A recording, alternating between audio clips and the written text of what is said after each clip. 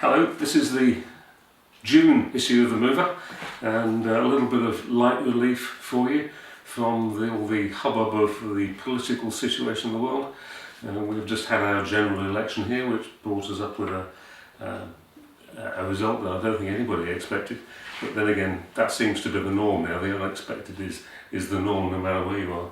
A bit of light relief in here for you though. There's lots of good stories that we thought we had a moral obligation with our cover story here to talk about SOLAS, purely because last year we spent so much time talking about it and saying how difficult it was going to be for everybody, and you know, everybody thought it was going to be a real big problem. And then when the 1st of July, I think it was, came along last year, which was the day that it all had to start,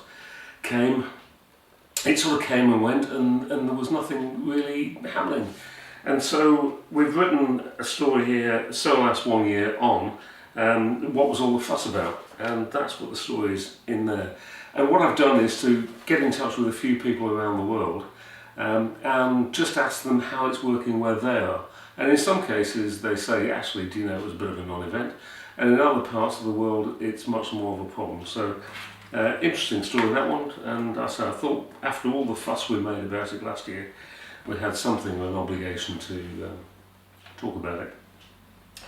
There's another couple of good stories in here as well. There are two stories in here that came from the FIDE conference in Dubai. I did mention them last month or the month before, but only briefly. Well, this is a much more in-depth report. The first one is what I've called the density dilemma. Now, this one is all about the fact that household goods used to be, or it still is, considered to be to weigh 6.5 pounds per cubic foot as a comparison. And because of the SOLAS regulations, one of the things that did change because of that was that, of course, everybody was weighing the containers, and so everybody knew what the actual weight was. Now, you could argue that, well, who really cares? Well, you only really care if you're having to quote up front and you're working with the states who only work in weight. And it causes tremendous problems. If you read the article, if you don't understand what all the fuss is about with it, read the article and it will become obvious. And do you know, there really isn't any great resolution to it yet. I'm sure there will be, but there doesn't seem to be one yet. Anyway, that's a good story. And also, there's another story in here as well, which also came from FIDE, which is a panel discussion on the future of global mobility. And you know, this was really a really interesting a panel discussion there, where the panel included Steve Lewis from Vorman, Marcel York from Pack and Pex, Mark Birchall from South, and Neil Bothams from Santa Fe.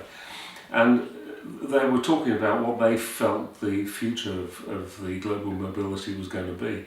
And they had a lot of very interesting things to say, and it's all down here. Some of you might remember that I wrote a story a while back about, it was a result of a conference in Barcelona, the Euro conference in Barcelona, where people were asking, is it possible that digital technology could actually get to the stage where people don't need relocation companies anymore? And they might need a moving company to move boxes and move furniture, but a relocation company to do all the software elements, do they really need that? And that was a question that came up again during the session, and Neil actually said that it was technically it was already possible. However, they felt that some of the softer side of it, you know, some people would need the hand-holding still. But how long will that carry on for? We don't know. And clearly the tide is moving in that direction. And I think anybody that's in the relocation mobility industry who's not thinking about that really ought to do, because the world is changing. And an interesting thing as well that Neil said right at the end, he said, I'll read this to you. He said, as a final thought, and in view of the importance of the subject for so many in the industry, Neil expressed his surprise that there was not more people in the audience. Are people not more concerned about this, he said. If people are not in the room, perhaps they haven't woken up to the fact that the future of mobility is going to be very different from today. And I thought that really summed the whole thing up. And if you are in that industry and you're not thinking about things like that, maybe you should read the story. There's one other that I've marked in here as well, which is it's a company profile from Whitman in the States. And the reason I put that in is because, well, the company's 20 years old, which is nice in itself, but also Ed Whitman that started the business, when he started it, it's one of those sort of stories that you know, where people start from nothing and work up and really risk everything to start a new business. And that's what Ed did. And I find these stories quite inspirational and interesting. I hope you will do too. Anyway, that's lots more in our course for you to look at, but hope you enjoy it, and I'll see you next time.